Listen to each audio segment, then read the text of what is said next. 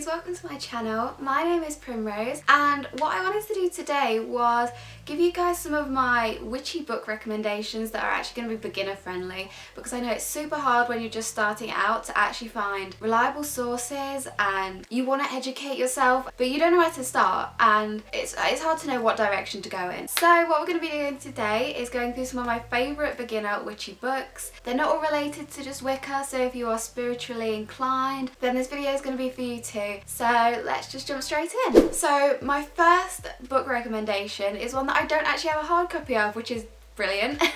So it is Scott Cunningham's Wicca. So this is like Holy Grail level Wicca book that you definitely should think about reading if you are interested in Wicca or want to broaden your knowledge on the subject. It is extremely in-depth. The only criticism about this book is that it is quite outdated, so a lot of the terminology will be quite old. Personally, that doesn't bother me. It's just got really valuable, useful information in there. The reason I don't have a hard copy is because I wanted it to travel, so I actually got it on Google Play Books, I think it is called, and I just found it was really useful to just go through while I was travelling. I would say it's a necessity for all Wiccans, but go with your judgment, but I think it's a fantastic starting point. So many Wiccans I know have started out with this book and started out with Scott Cunningham. Book number 2 that I wanted to talk about is Harmony Nice's book called Wicca. Now this is a much more up-to-date version, I would say, of the Scott Cunningham book, and I know because she spoke about it before that she herself has also read Scott Cunningham's Wicca, and that is what she bases a lot of the foundation of her Wicca practices on. Her book Wicca is a really good starting point for beginners, and I must stress that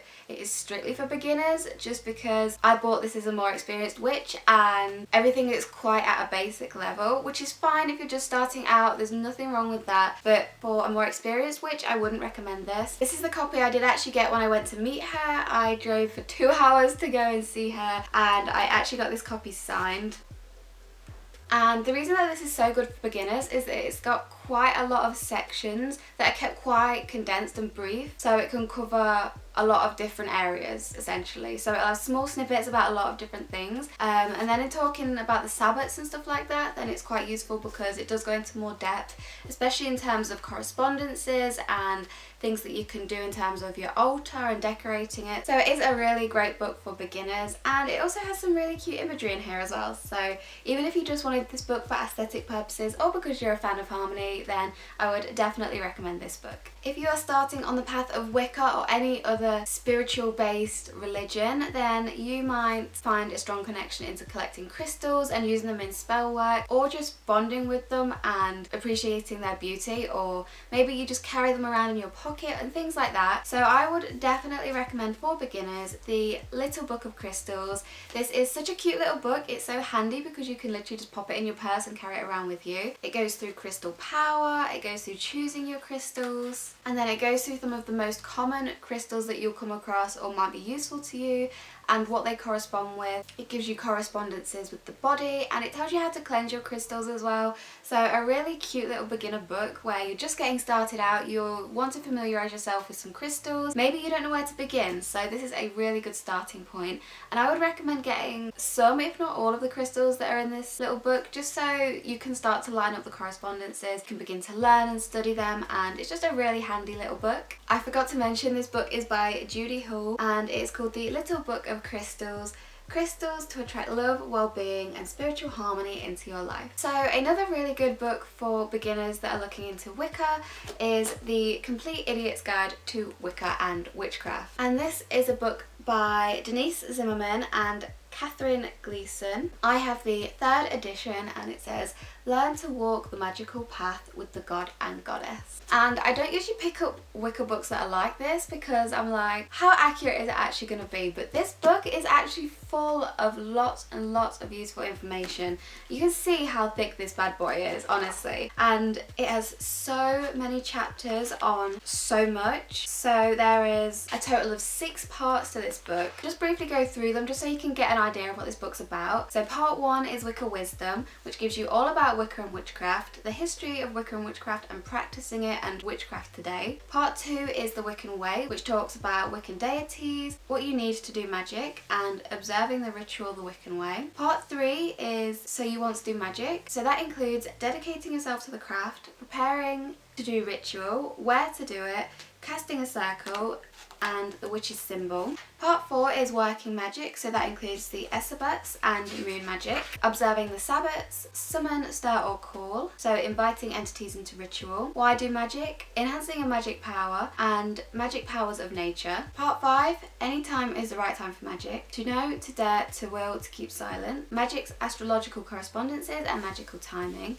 And part 6 is Witch's Brew, notions, potions and powders. More ways to work magic, doing spells, spells to start with, and a year and a day. So it is jam-packed, as you can see, with so much information, and it's actually very, very reliable. I mean, what I usually do is if I need a little refresher, then I'll just skip to the part that I want to know about and go through it. I mean, it'd be really great in this book to highlight all the bits that are important or note them down in another book, but honestly there is so much information here and it is so useful when just starting out, because literally if you've got a question about the craft, guaranteed it's in here. Like, they cover so goddamn much and it is so thorough. So I would 110,000,000% recommend this book to you guys. Another book about Wicca that I really enjoy as a beginner is this one called Wicca for Everyday Living, The Definitive Guide to Magic and the Craft, and this is by Anne Mary Gallagher. And the reason that I like this book is because it touches on the Sabbats that you're going to need to know about, as well as putting a strong focus on the elements and visualization, which is a very, very, very important thing within Wicca. So if you want to be a practicing witch, visualization is a thing that you're going to need to know how to do like that. It is so important, and the fact that this goes into so much detail about visualization and practices to help with visualization is so valuable to beginner witches. Literally after every point there is practices on how to visualize the certain thing it's just talked about, and that is honestly so useful. You rarely get any books that talk in depth and clearly about how to visualize. I remember Scott Cunningham did it in a way that really resonated with me, and this again is another book that makes it so simple and easy to follow. I mean, if you're already a practicing witch or Wiccan, it's going to completely turn around the emphasis and the power of your spell, because visualization is a massive key within Wicca and witchcraft. It also talks about circle casting, it talks about rituals, so such a valuable little book that you possibly wouldn't consider usually, but is actually really handy. Now, if you're currently in the broom closet, you might want to not make it so obvious about what your practice is if you know that you have a family that won't really be so accepting. So for that, I would recommend The Green Witch, which is the complete guide to the natural magic of herbs, flowers, essential oils and more by Erin Murphy Hiscock.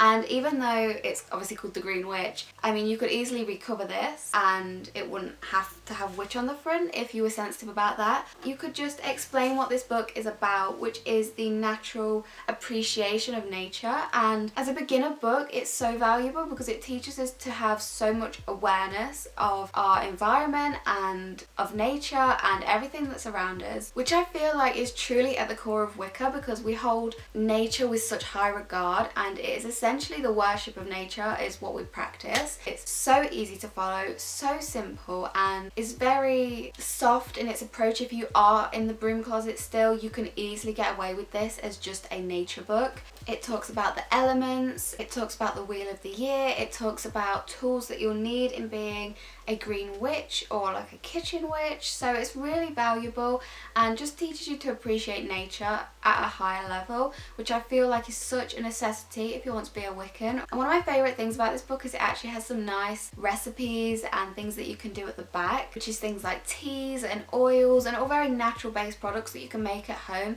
with the resources that you might already have. So a really great beginner book if you're interested in kitchen witchery or nature, anything like that. So looking more into spell work, and maybe you're still a beginner but you want a beginner sort of spell book, then I would recommend this book of spells by Nicola D. Pulford. And the reason that I'm recommending this is because the spells that are in this book are actually really nice and simple. It talks about things like the magic of numbers, it talks about trees and symbols and all the things that you're going to relate to your craft to, and as well as that it talks about ancient magic, Egyptian magic and a little bit of mythology. But the main reason that I'm recommending this to you guys is because the spells in here are actually very, very simple. They need minimal ingredients that you're probably just going to have lying around anyway, or if not, then you're going to be able to easily source those, and they're just quite quick and easy and very, very easy to follow, so very beginner friendly.